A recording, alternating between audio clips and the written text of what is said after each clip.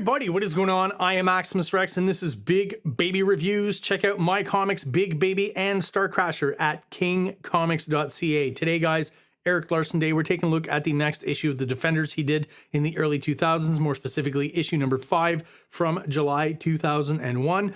A few things specific to this issue. One, Erik Larsen is back on the pencils. If you remember last review, we actually did a special kind of thing where even though it's Defenders issue, it was a fill-in by Ron Frenz, but I figured I'd cover it anyways because there's a lot of connective tissue, I think, between what Ron Frenz is doing compositionally and what Erik Larsen's doing. There's kind of similarities in their styles. And a bit more of that continuing here where we've got Janson back on inks on the cover at least, but on the interiors we've got SAL BUSCEMA. And realizing all throughout this that maybe this is some sort of fun dream project for Erik Larsen. I'm hypothesizing here, I don't know for sure, but where he's getting to work with a lot of his artistic heroes, Janson, Buscema, Ron Frenz, all guys who started in the industry before Erik Larsen. I feel like they were somewhat some of his inspiration for his artwork, and that's kind of clear now, having seen that Ron Frenz issue last review, having seen all the Klaus Janson inking on his stuff, which works really well with his type of art. And SAL BUSCEMA is no exception on the interiors here. I realize now, looking at SAL BUSCEMA artwork, there's a lot of similarities, again, between his and Larsen's approach to the comics page. So interesting stuff to look at. The actual issue itself, not that interesting, I gotta say. It kind of feels like those, run-of-the-mill early 60s Marvel issues with, these headmen who appear here, who will be the antagonists, who aren't really that interesting, to be honest, as characters. So I'll mostly be focusing on the art and the inking by SAL BUSCEMA on top of Larsen. So the cover, not a bad shot, but lots of negative space here. Is it to catch your eye on the stands as opposed to other books that are busier? Or is it a deadline issue? I don't know for sure. Still works as a cover, but maybe not Larsen's strongest of the run up to this point, I don't think. So let's have a look inside. Good example right away with the splash page here of Namor, of Erik Larsen's, kind of tropes, the mastery of the foreshortening, the extremely close up hand in the foreground. It's just something Larsen's really good at and does all over the place. Of course, having SAL BUSCEMA inking him does give his art a slightly more classic look here, slightly more old school, not quite as rough and, hatched as the stuff he was doing on Savage Dragon when he's inking himself, where it feels like, after he was following Tom McFarlane on Amazing Spider-Man and Spider-Man, and then moving on to Savage Dragon at Image, he did update his style a little bit, make it a little bit more exciting, a little bit more in line with what was happening in the early 90s. Here it feels like with the inking, they're kind of going for a slightly more old school, traditional look to it, old school Marvel feel, which I think they're succeeding at. Looks really good. And all these bubbles here with the color holds is interesting. I've talked before about how the colors here, I think, on the Defenders reaches a good balance. The 90s, everyone went crazy with computer coloring and too far off in one crazy direction. They've been pulling back a bit, and now I feel like we've got a really good balance overall with the colors. Kind of a modern approach to old school coloring and Marvel books.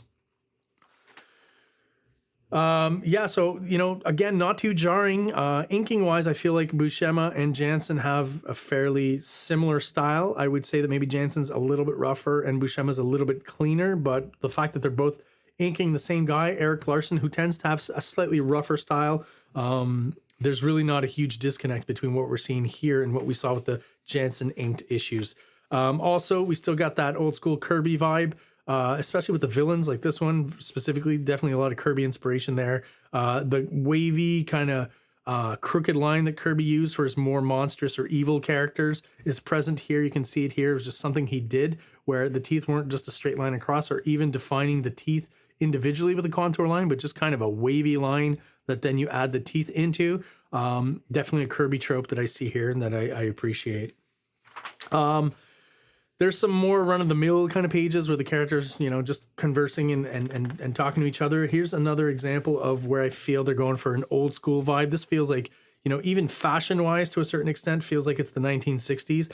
And, some of the textures on the walls and some of the elements in the background here, to me, definitely harken back to those 60s. So it almost feels like maybe this is a love letter to all the stuff that Erik Larsen loved from the 60s. Another example here, I feel like this lady here doesn't necessarily belong in 2001, but maybe more 1964 with her hairstyle. The kind of Kirby visage or face where the eyes are further apart. Just the fact that the characters in the background here you know, are wearing suits is kind of more indicative of, you know, a bygone age. I don't know that many people, you know, just generally now are wearing suits other than when they're, you know, in offices or corporate situations or things like that. The depiction of the surfer is very sleek. I like it. It's a little cleaner than what Jansen was doing. And I like how they use the lines here to kind of define the shininess of the surfer. And on the face here, very Jack Kirby-esque as well. And I think that works well.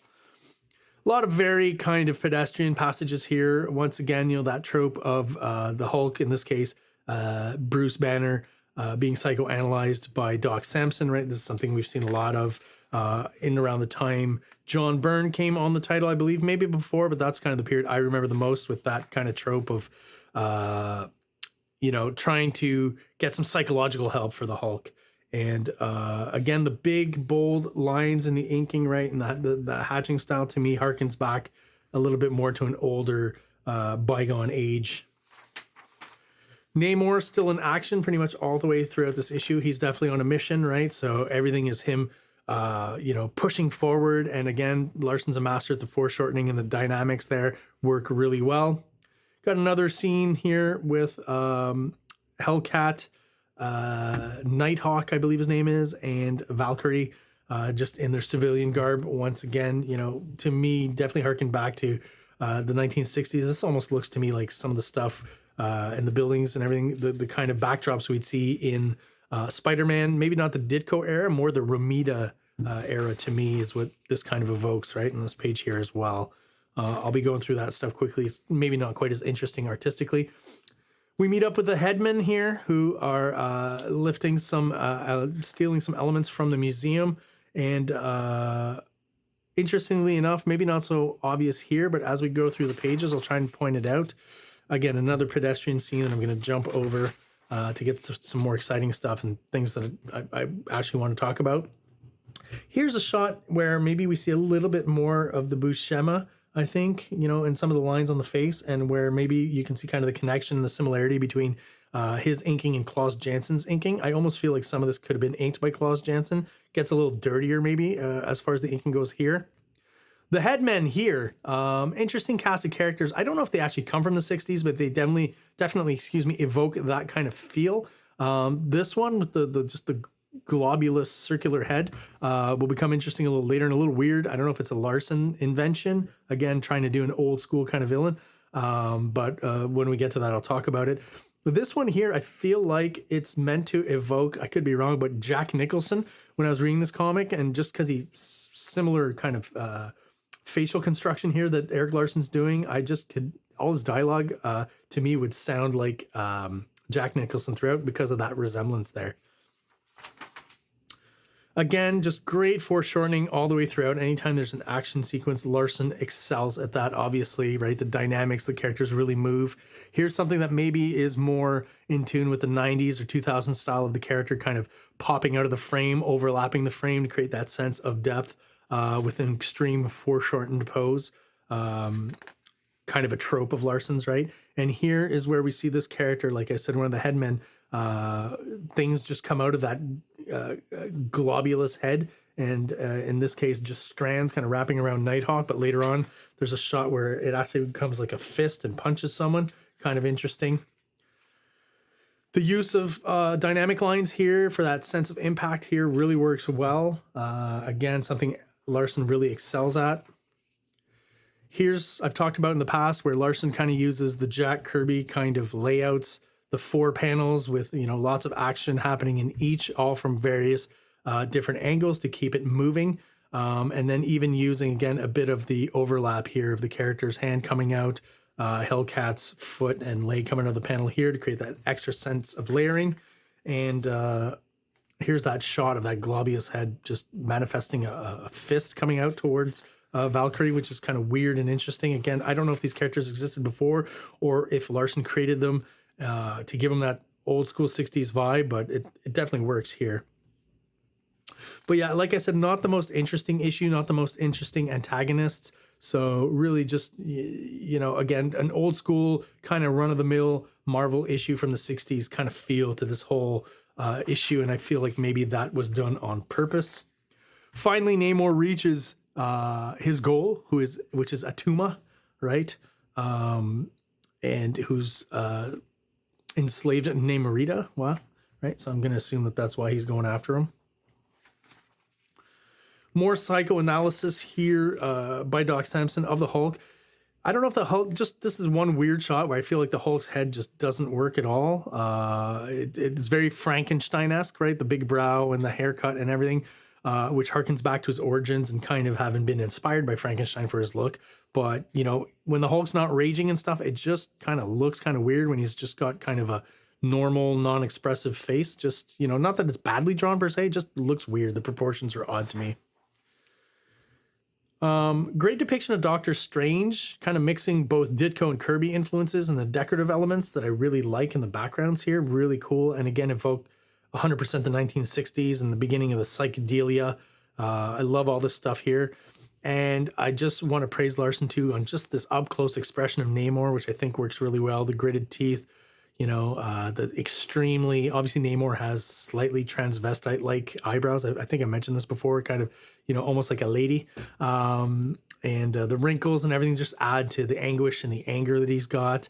Looks really cool. And the issue basically ends with a shadow here, very Kirby-esque with these squiggle lines kind of going through it, but inked a bit differently, where there's kind of these squared off ends with the hatching. I don't know if you used like a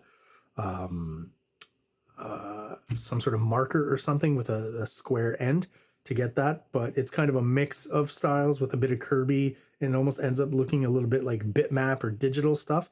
Kind of interesting though. I think it works well. And of course it's a mystery who this character is, and we're going to find out next issue.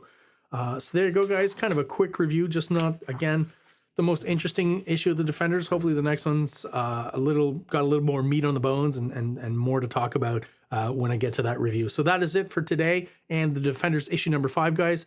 If you are watching and you're still subscribed, thank you so much. I really do appreciate it. If you're watching the channel, guys, but you're not subscribed, please do so below. It only takes a quick second for you. It really helps the channel out, helps us grow, and helps get us out there to other people who are into comic books just like we are. Speaking of comic books, I've got my own Big Baby and STARCRASHER. That interests you in any way, check out previews and artwork from that on KINGCOMICS.CA, and let me know if you're interested in what I've got produced here. So thank you so much, everyone, for checking out the video, and have an awesome day. King Comics presents Big Baby, Volume 1, Issues 1 to 13, 204 pages of story and art. King Comics also presents STARCRASHER one-shot, 32 pages, cosmic sci-fi surrealist adventure. You can find these fine comics at KingComics.CA, at MaximusRex13 on Instagram, or on Facebook, MaxRex or Big Baby. Like! Subscribe!